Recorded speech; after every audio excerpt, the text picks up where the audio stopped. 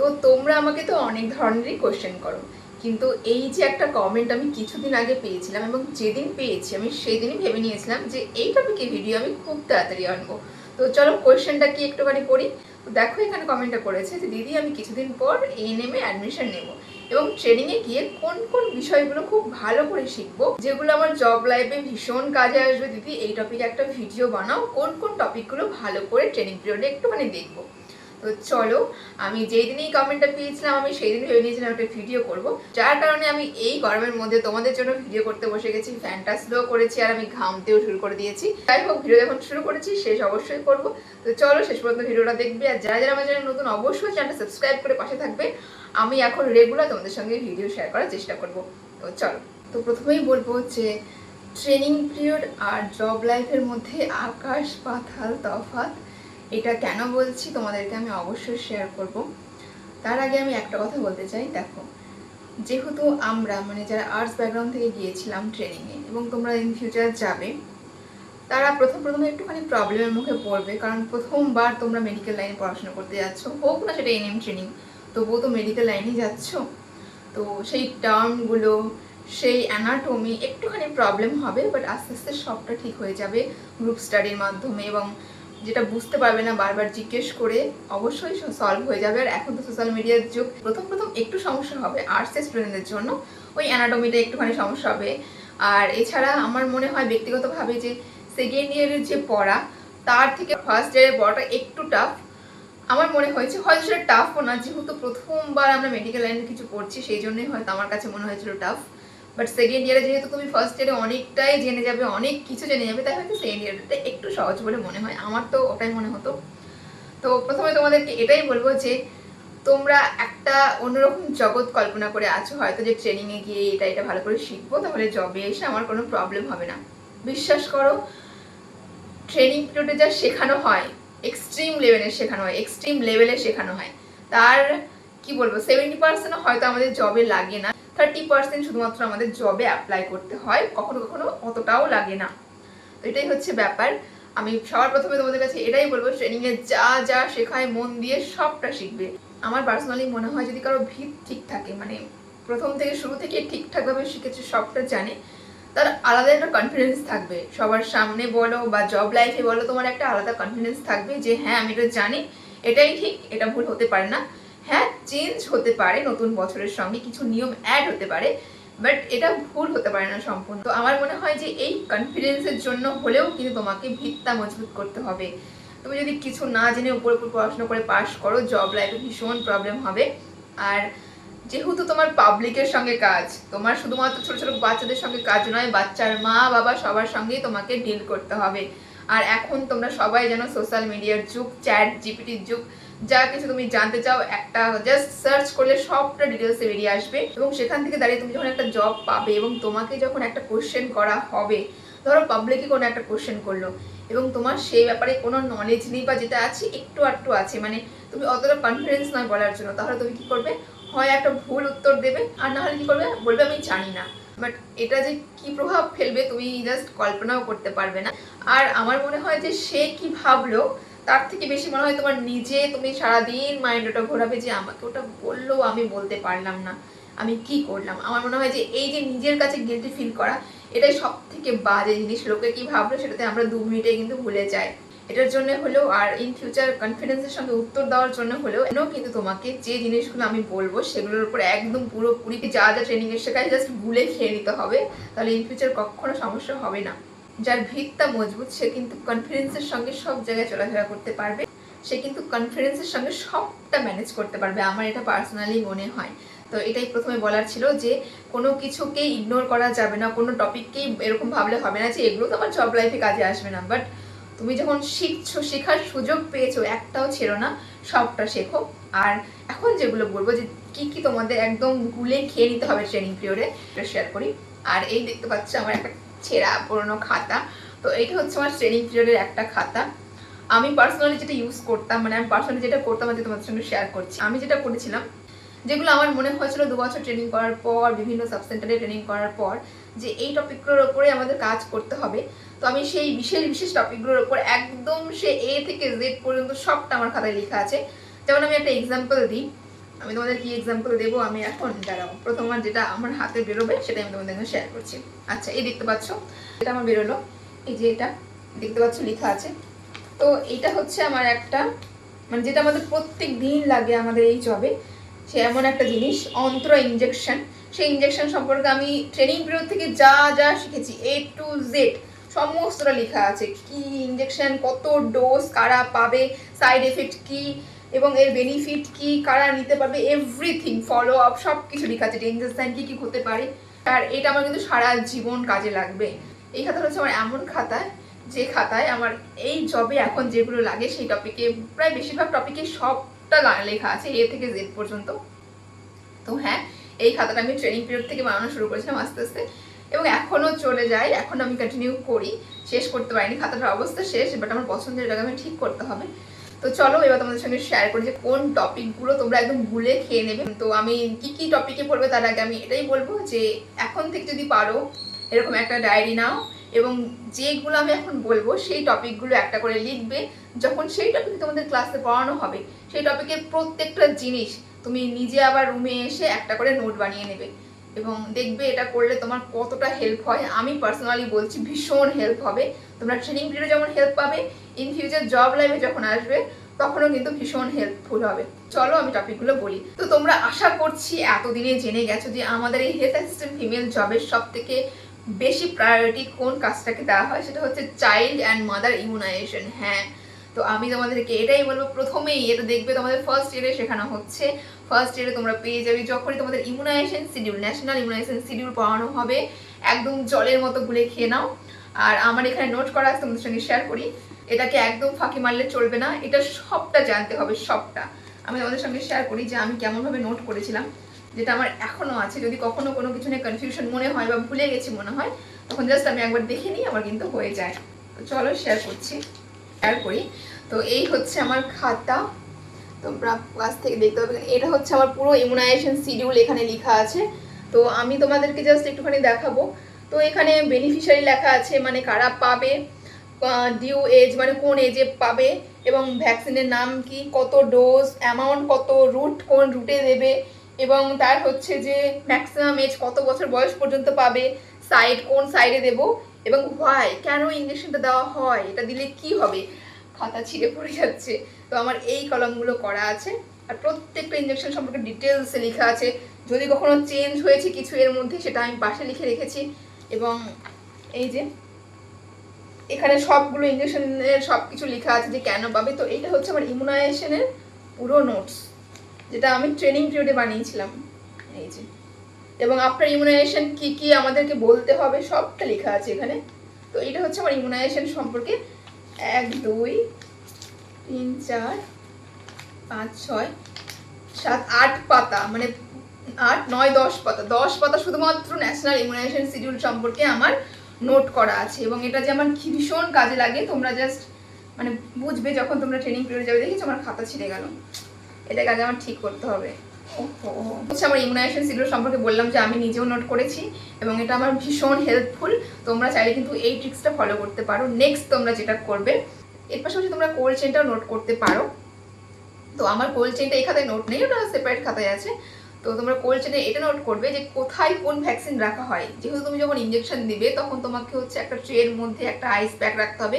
তার আইস প্যাকের ওপরে কোন ইঞ্জেকশন রাখবে, আইস প্যাকের পাশে কোন ইঞ্জেকশনগুলো রাখবে।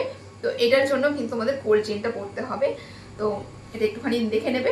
আর যেটা বললাম প্রথম প্রায়োরিটি তোমাদের হচ্ছে ইমিউনাইজেশন শিডিউল একদম জলের মতো মুখস্থ করে ফেলবে, গ্রুপ স্টাডি করে হোক, যেভাবেই হোক।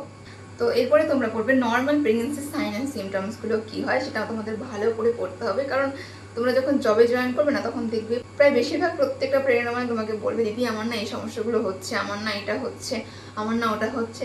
এবার তুমি যদি নর্মাল প্রেগনেন্সি সাইন সিমটম না জানো তখন তুমি বলতে পারবে না যে না মা এটা প্রেগনেন্সিতে হয়, তোমার সমস্যার কোনো নেই, এত উইকস পর এটা ঠিক হয়ে যাবে। তোমাকে এই কথাটা বলার জন্য হলেও নর্মাল প্রেগনেন্সি সাইন সিমটম কি সেটা একদম সুন্দর করে পড়তে হবে। পারলে এই খাতার মতো আমার মতো একটা খাতা করে সেটাকে নোট করে নেবে, আজীবন কাজে লাগবে। নেক্সট তোমরা যেটা দেখবে সেটা হচ্ছে নর্মাল সাইন সিমটমের সঙ্গে দেখবে তোমরা হাই রিস্ক সিমটমস কী কী। একটা মহিলা যখন প্রেগনেন্ট হবে প্রেগনেন্ট হওয়ার পর তার নর্মাল কি কি সিমটমস থাকতে পারে, তার পাশাপাশি যে সিমটমসগুলো হলে আমরা বলবো সেটা নর্মাল নয়, সেটা হাই রিস্কের মধ্যে যাচ্ছে, মানে মাটার ঝুঁকিপূর্ণ, এই সিমটমসগুলো ভীষণ ভালো করে পড়বে, ভীষণ ভালো করে। নর্মাল যতটা না ইম্পর্টেন্ট আমাদের জবে, তার থেকে বেশি ইম্পর্টেন্ট হচ্ছে হাই রিস্ক মাদার কাদেরকে বলবো আমরা, সেটাকে আমাদেরকে আইডেন্টিফাই করতে হবে এবং তাদেরকে স্পেশাল কেয়ার আমাদের দিতে হয়। আমাদের নর্মাল মাদার যেমন 4টে চেক আপ করতে হয়, তার জায়গায় তারা কিন্তু অনেকগুলো চেক আপ পায়, সপ্তাহে তাদের বাড়িতে ভিজিট যেতে হয়। তো এটার জন্য হলেও তোমাদের হাই রিস্ক সিমটমসগুলো কিন্তু জানতে হবে। আমি ঘেমে পুরো জল হয়ে যাচ্ছি। হলো যে প্রথম হচ্ছে ইমিউনাইজেশন, তারপরে বললাম নর্মাল প্রেগনেন্সি সাইন সিমটমস, এবং তারপরে বললাম যে প্রেগনেন্সিতে হাই রিস্ক সিমটমস কী কী এবং সেগুলো হলে তোমাদের করণীয় কী, সেগুলো ম্যানেজমেন্ট কী করবে তোমরা। যেহেতু আমরা আমাদের লেভেল থেকে খুব বেশি ম্যানেজমেন্ট আমরা করতে পারবো না, মেডিসিন দেওয়া তো আমাদের পক্ষে সম্ভব নয়। আমাদের ক্ষেত্রে বেশিরভাগ ক্ষেত্রে কি হয় যে আমরা শুধুমাত্র অবজার্ভ করি, আইডেন্টিফাই করি এবং তারপর সেটাকে আমরা হায়ার অথরিটির কাছে রেফার করি। তো আমরা আইডেন্টিফিকেশন যাতে করতে পারি সেইটুকুই নলেজ আমাদের মধ্যে থাকতে হবে। আমি এটাই বলবো যে নর্মাল প্রেগনেন্সি সাইন সিমটমসের সঙ্গে সঙ্গে হাই রিস্ক প্রেগনেন্সি সিমটমসগুলো জেনে রাখবে এবং সেগুলোর বেসিক যে ম্যানেজমেন্ট সেগুলো খুব ভালো করে করবে, চাইলে নোট করতে পারো। এরপরে করবে অ্যান্টিনাটাল চেক আপ কী, অ্যান্টিনাটাল চেক আপ কখন কোনটা দেওয়া হয়, এবং অ্যান্টিনাটাল চেক আপের সঙ্গে সঙ্গে পুরো প্রেগনেন্সিতে মাদের কি কেয়ার হয়। তো আমি বলতে চাইছি যে একটা প্রেগনেন্ট হওয়ার পর থেকে সেই মাটার কি কি করণীয়, কি কি টপিকের ওপর আমরা জোর দেবো, তার ডায়েট কি হবে, সে কতক্ষণ রেস্ট করবে, তার জার্নি করা যাবে কি না, তার পোশাক আশাক কী হবে, মানে পুরো বিষয়টা অ্যান্টিনাটাল চেক আপটা খুব খুব ভালো করে পড়বে। কারণ আমাদের কিন্তু কাজটা হচ্ছে অ্যান্টিনাটাল চেক আপটা নিয়েই, আমাদের কিন্তু বেশিরভাগ কাজ করতে হয় অ্যান্টিনাটাল মাদের নিয়ে, মানে গর্ভ অবস্থায় আমাদের সব কিছু পরিষেবা বেশি আমরা দিই।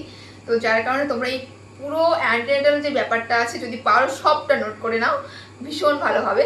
তো পুরো অ্যান্টিনাটালটাকেই কভার করে ফেলবে, এটা পড়বে।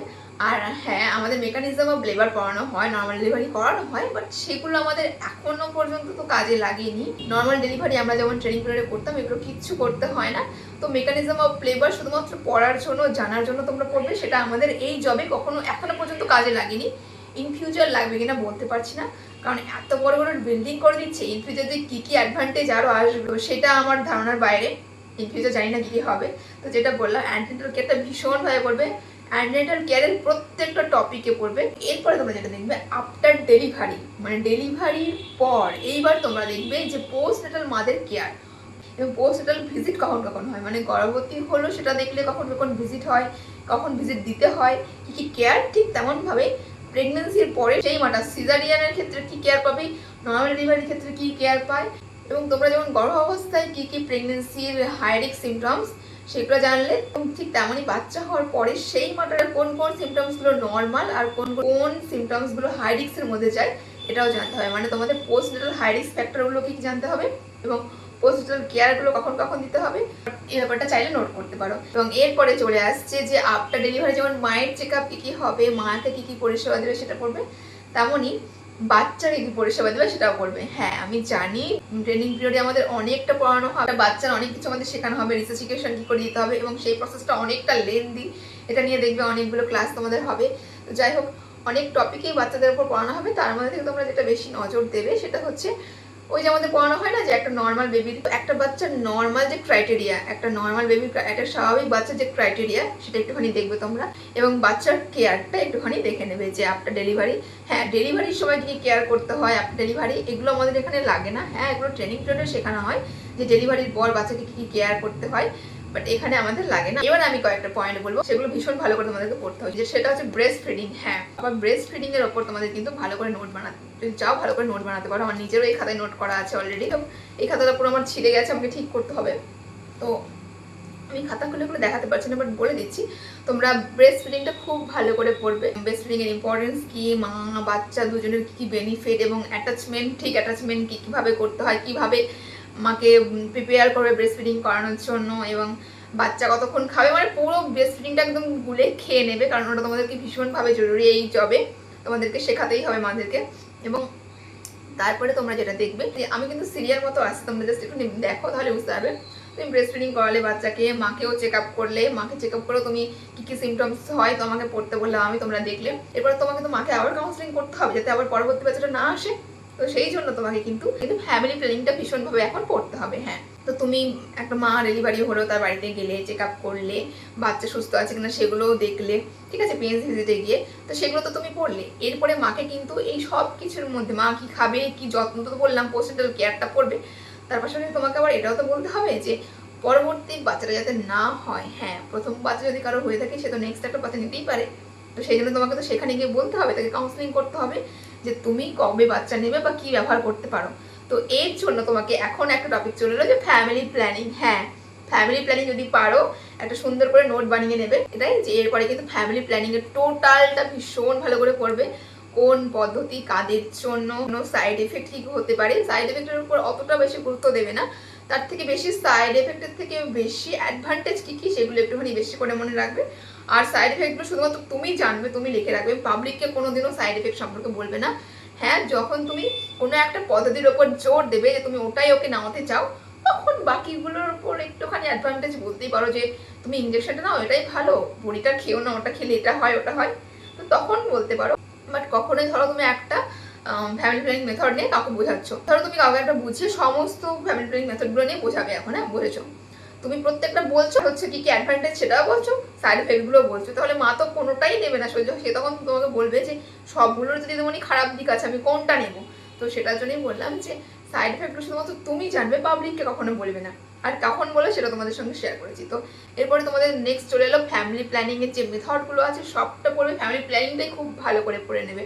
এবং নেক্সট তারপরে চলে আসছে আবার বাচ্চার ইঞ্জেকশন। আমি ইঞ্জেকশনটা আগেই বলে দিয়েছি ভালো করে যে কী কী করবে। হ্যাঁ, এর মধ্যে আরও কিছু কিছু থাকে সেগুলো বলছি। এবার হচ্ছে প্রসিডিওরের দিকটা যাচ্ছি আমি। তো এই যে বললাম এর মধ্যে মধ্যে কী কী প্রসিডিওর থাকবে, তো এর মধ্যে তোমাদেরকে ইমিউনাইজেশনের প্রসিডিওর থাকবে, প্রসিডিওরগুলো তোমরা ভালো করে পড়বে এবং এগুলো শিখে তোমরা নোট করে রাখবে। বাট ওই প্রসিডিওর মাফিক আমাদের জবে কিচ্ছু হয় না, ওই প্রসিডিওর মাফিক যদি সব কিছু করতে যাই সেই সকাল থেকে রাত্রি হয়ে যাবে আমাদের ওই 30-40টা বাচ্চাকে ইঞ্জেকশন দিতে। তো প্রসিডিওরগুলো আমাদের শেখানো হয় যে ওইভাবেই করা উচিত। বাট পাবলিকের সঙ্গে যখন তুমি কাজ করতে আসবে, একটা এরিয়াতে তুমি কাজ করবে, তখন তুমি নিজে ফিল করতে পারবে যে কখনোই ট্রেনিং পিরিয়ড আর জব লাইফ সমান হতে পারে না। ওই সব যা যা শেখানো হয় সেগুলো এখানে অ্যাপ্লাই করা যাবেই না। আমরা ট্রেনিং পিরিয়ডে সবটা পেয়ে যাই হাতের কাছে, বাট আমরা যখন জব করতে আসবো অনেক কিছু আমরা পাবো না, অনেক কিছু আমাদেরকে মানিয়ে নিতে হবে। তো এটাই বলবো যে শেখার জন্য শিখতে কোনো ক্ষতি নেই, তাহলে না তুমি বুঝতে পারবে যে আমাদের এখানে কি কমতি আছে জব লাইফে। তো সেই জন্য হলেও সবটা শিখতে হবে তোমাদেরকে। যেগুলো বললাম এর মধ্যে যে প্রসিডিওরগুলো পড়ছে, ইমিউনাইজেশন প্রসিডিওর করবে, 3টে ইঞ্জেকশন প্রসিডিওর হতে পারে, সাবকিউটেনিয়াস হতে পারে, ইন্টারডার্মাল হতে পারে, ইন্টারমাসকুলার, এই প্রসিডিওরগুলো সুন্দর করে দেখবে। ব্রেস্ট ফিডিং তোমাদের হেলথ টক আসতে পারে, হেলথ টকও আসতে পারে এবং প্রসিডিওরও আসতে পারে, তো এটাও ভালো করে প্রসিডিওরটাও দেখে নেবে। এবং এরপরে অ্যান্টিনেটাল চেক আপ, অ্যান্টিনেটাল পুরো চেক আপের বিষয়টা ভালো করে পড়বে, যে এই অ্যান্টিনেটাল কথাটাই তোমাদের বললাম, এটার উপর কিন্তু অনেকটা ডিপেন্ড করছে, অনেক কিছুর উপর ডিপেন্ড করে। ধরো তোমাকে হিমোগ্লোবিন টেস্টটা শিখতে হবে, কি করে হিমোগ্লোবিন টেস্ট করতে হয়, সেখানে সুগারের ব্যাপার থেকে সুগার কি করে টেস্ট করে, প্রেশার মাপাটা এর মধ্যে চলে আসছে, কি করে বিপি মাপবে। তো এগুলো কিন্তু সেপারেট প্রসিডিওর হয়ে আছে, আমি শুধু একটা ওভারঅল বলে দিলাম, বাট এর মধ্যে কিন্তু অনেকগুলো প্রসিডিওর ভাগ হয়ে যাবে। তোমাকে অ্যান্টিনেটাল কেয়ার করতে হলে অনেক কিছু আগে শিখতে হবে, তোমাকে ইঞ্জেকশন দেওয়া শিখতে হবে, তোমাকে প্রেশার মাপতে শিখতে হবে, তোমাকে হিমোগ্লোবিন কি করে টেস্ট করতে হয় সেটা শিখতে হবে, তোমাকে মানুষের সঙ্গে কথা বলা শিখতে হবে, কারণ তুমি যদি কথা না বলতে পারো তুমি আর কি অ্যাডভাইস দেবে। তো অনেক কিছুর ওপর কাজ করে তারপরে ওভারঅল তোমরা কিন্তু অ্যান্টিনেটাল চেক আপটা করতে পারবে। তো এটাই বলবো, এই সেপারেট জিনিসগুলোর উপর একটুখানি মনোযোগ দিয়ে তোমরা একটুখানি বেশি গুরুত্ব দিয়ে তোমরা শিখবে। আমি এখানে ঘেমে শেষ হয়ে গেলাম।